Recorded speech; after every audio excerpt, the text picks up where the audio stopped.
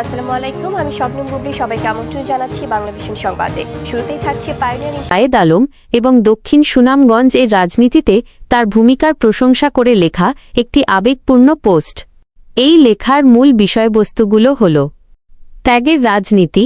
জায়েদ আলমকে এমন একজন নেতা হিসেবে তুলে ধরা হয়েছে যিনি ব্যক্তিগত লাভের বদলে ত্যাগ স্বীকার করে নেতা হয়েছেন। সংকটে অবিচল। যখন রাজনৈতিক মাঠে ভয় এবং ফ্যাসিস্ট রাষ্ট্রযন্ত্রের দমনপীড়ন শুরু হয়, তখন অন্যরা সরে গেলেও তিনি রাজপথ ছাড়েননি। কারাবরণ ও মামলা। তিনি গ্রেফতার হয়েছেন এবং মিথ্যা মামলার শিকার হয়েছেন, কিন্তু রাজনীতি ও রাজপথ থেকে এক মুহূর্তের জন্য পিছু হটেননি। মাঠের নেতা। তিনি মিডিয়ায় নয়, বরং মাঠে মানুষের পাশে কর্মীদের মাঝে ছিলেন।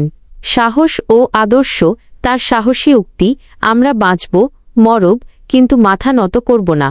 এবং ২১শে ফেব্রুয়ারির মতো গুরুত্বপূর্ণ দিনেও পুলিশের ধাওয়া খেয়েও অবিচল থাকা তার আদর্শ ও সাহসের প্রতীক হিসেবে তুলে ধরা হয়েছে।